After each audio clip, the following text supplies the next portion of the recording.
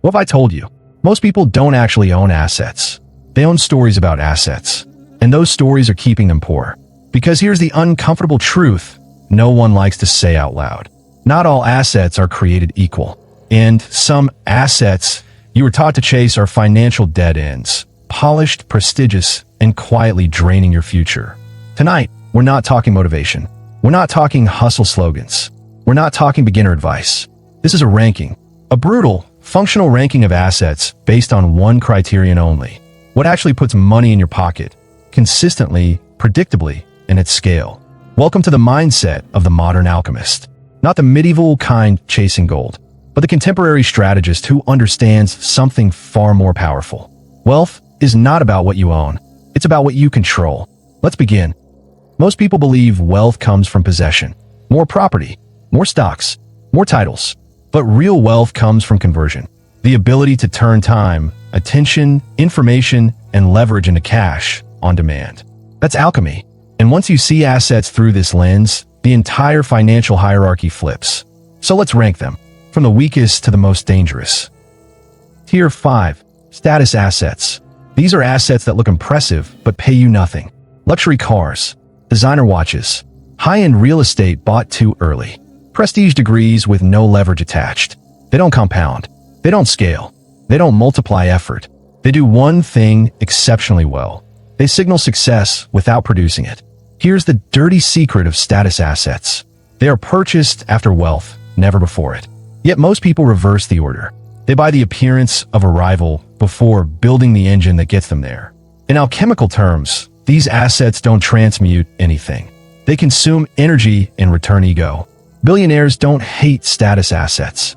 They just delay them until they're irrelevant. If an asset doesn't generate cash, control, or leverage, it is not an asset. It's a costume. Tier 4. Linear income assets. This is where most ambitious people stop. Degrees that lead to jobs. Professional certifications. Skills tied directly to hours worked. Doctors, lawyers, engineers, consultants. Highly paid? Yes. Powerful? Not really. These assets are linear. Your income rises only if your time increases or your stress does. The problem isn't the skill. The problem is dependency. If you stop showing up, the money stops. If the market shifts, you're exposed. If technology replaces you, you're vulnerable. Linear income assets feel safe because they're socially validated, but they cap upside and maximize fragility. The modern alchemist sees these assets as fuel, not the engine. They generate initial capital, but they do not create freedom. Tier 3. Financial assets. This is where financial advice usually ends. Stocks, bonds, index funds, ETFs. And yes, these work. They grow wealth slowly, steadily, and safely if you already have capital. But here's what no one tells you. Financial assets don't make you rich. They preserve wealth. They do not create it. Why? Because you don't control the outcome. You outsource decisions to markets, managers, and macro forces. Your upside is capped by averages.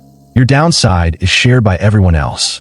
Financial assets are excellent storage units, but terrible wealth engines. The alchemist doesn't worship them.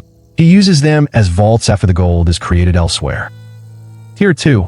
Leveraged assets. Now we're entering dangerous territory.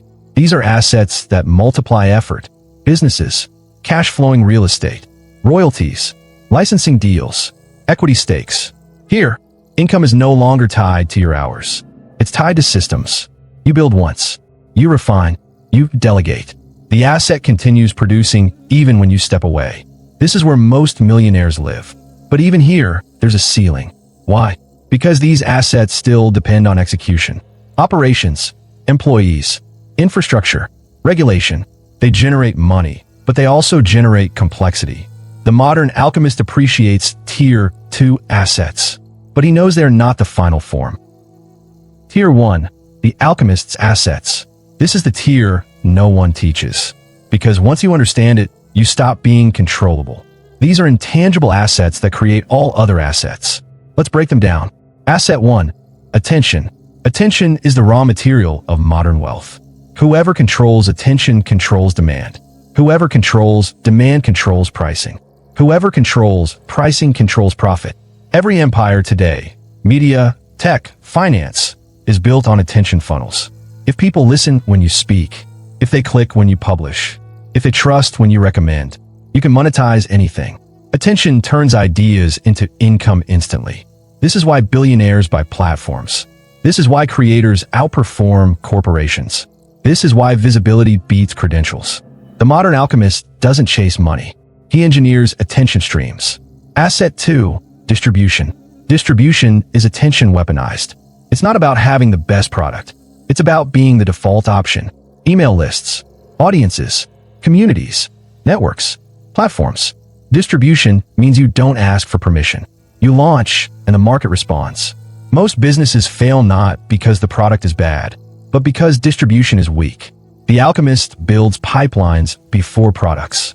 Because once distribution exists, monetization is inevitable. Asset 3. Leverage over people, code, or capital. This is where wealth accelerates. People leverage, teams working while you think. Code leverage, software working while you sleep. Capital leverage, money working while you strategize. The mistake is choosing only one. The elite stack all three. They use code to scale people. They use people to manage capital. They use capital to buy time. This is exponential territory. Asset 4. Knowledge with application speed. Not information. Everyone has information. Applied insight, executed faster than the competition. Timing beats intelligence. Speed beats perfection. Decision-making beats analysis. The modern alchemist is not the smartest person in the room. He's the fastest learner and the quickest mover. Knowledge that sits in use decays. Knowledge applied compounds. Asset 5. Positioning. This is the most misunderstood asset of all. Positioning is where you stand in the value chain. Do you compete on price or authority? Do you sell labor or outcomes? Do you react or dictate? Two people can have the same skill. One struggles, the other dominates. The difference is positioning. The alchemist engineers scarcity around himself.